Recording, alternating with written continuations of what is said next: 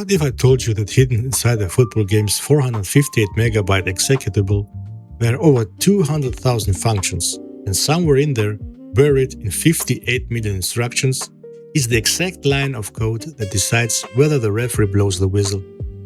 Well, I found it. It took weeks, it took months. And in this video, I'm going to show you how I did it. This is the Code Project. My attempt to turn SP Football Live 2026 into the most realistic football simulation possible. Not with sliders, not with someone else's mod, by reverse engineering the game engine itself. Let's be honest about modern football games. Every shot feels the same, every pass is laser guided, defenders are magnets, strikers give up their runs, and you can play 90 minutes without seeing a single foul. It's arcade. I wanted simulation. So the goal was simple to say and brutal to do. Realistic football feel. Shots with real variety, some flying into the top corner, some scuffed wide. Physical duels where a strong striker can actually shield the ball, and an AI that dribbles, takes players on and switches play. And a referee that actually calls fouls. The rule I set for myself from day one: nothing is copied, no borrowed code, no other models were renamed. Everything you are about to see was reverse engineered from scratch with my own tools. The game's gameplay lives in two places. Layer 1, a data archive called ET18. Inside it are configuration blocks, literally arrays of loading point numbers that control everything from shot power to goalkeeper behavior to how eagerly a teammate makes a run in behind. Blocks with names like shoot, dribble, contact, tackle, space run, and line break.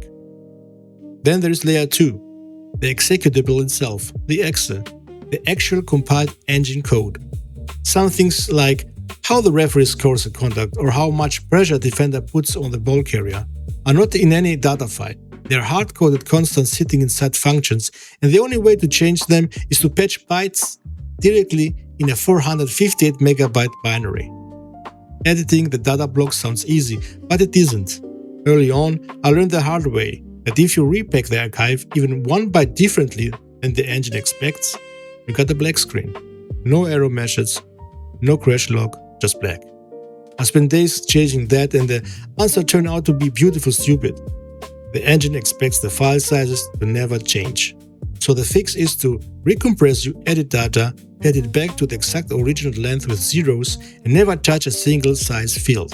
Once I have that, every edit became safe and repeatable. But here's the real problem, the real catch. Those data blocks are just anonymous numbers. Index 52 of the shoot block. Is it the power? Eighth? An index number that in disguise can break the game if you touch it wrong. For months, tuning meant careful guessing and in-game testing. So I stopped guessing and built what I call the EXE Atlas, a complete map of the game's simulation. Deep inside the executable, there is a config system. For every data block, there is a loader function that reads named keys, actual human-readable names like Magnus rate, air resist normal, gauge speed, and writes them into the engine. I wrote tools to work all of those loaders automatically and then compiled them. The result: 85 config sections, 2,922 named parameters, each one mapped back to the exact float index in data files. Suddenly, the anonymous numbers had names. Ball physics, 65 named fields, Magnus rate, air resistance, backspin, topspin. Shot height envelope, found it. The speed of the pass goes, found it, fixed it, confirmed it in game.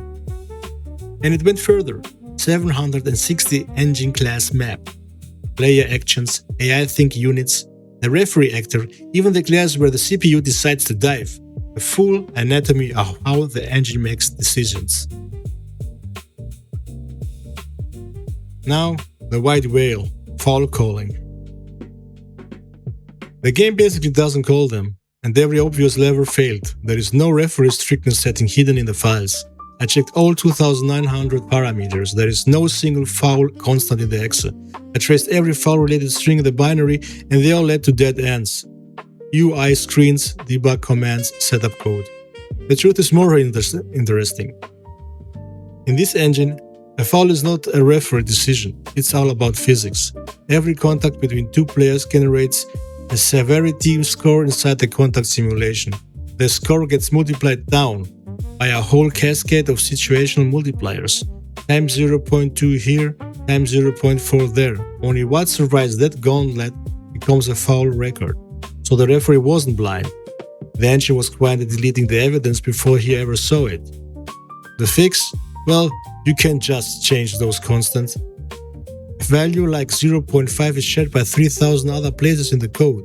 Change it and you break the whole game. Instead, I found all 15 multiply instructions that apply the dampening to the contact score. Just those 15, nothing else. I patched them out at the instruction level, 15 times. Result, after weeks of hunting, fouls, real ones, shirt pulls at the edge of the box, late tackles, free kicks in dangerous positions. Tested, in-game, confirmed and archived. The single longest running problem of this project, well, nearly solved. One more story, because this is one of my favorite. Modern football games animate beautifully. All the titles had a different movement feel, a weight and momentum a lot of players still miss. The animations live in the archive files as thousands of motion clips, each identified not by a name, but by a hash. Nobody outside the original developers is supposed to know how it's computed. But now we know. It turned out to be a very specific, very old version of a known hashing algorithm with custom seeding. And once I have it re-implemented, every clip suddenly had a real name. Run cycles, kick styles, dribble touches, goalkeeper moves. With names, I could port surgically. Over 1700 motion clips for an older engine generation transplanted into the current game. Same skeleton, verified, byte by byte, rebuilt into valid containers. And when the penalty taker suddenly froze mid-run up because the new engine waits for a kick event the old clips never sent, I could identify every penalty-related clip by name and roll exactly those back. Fix confirmed in-game. That's the power of doing the reverse engineering properly. When something breaks, you don't start over. You know exactly which of the 1700 clips to touch. This feature will be coming up at the next update. A quick word on the process, because this is what separates a mod that works from a folder full of corrupted backups. Every working state gets archived as a numbered version. The data archive, the patch executable, checksums, everything. Version 1 was the baseline. Version 5 is today's build with the foul fix. Well, nearly the foul fix. Every single change ships with a backup and one-line revert path. When a change makes the game worse, and trust me, plenty did, I roll back in seconds and then the knowledge still counts, because now I know what that parameter really does. So where is the project now? Fouls? Nearly solved. Ball physics? Mapped and tuned. Real curve, real drag, real spin. Shot variety, striker runs, AI dribbling, and lots of other things are in active tuning. Next up, the team morale system. I've already located the engine's home and away emotion model, and I want teams to react realistically to their scoreline. A team 3-0 down and away from home shouldn't throw everyone forward like it's in arcade mode. It should manage the damage. And, well, that's the next chapter.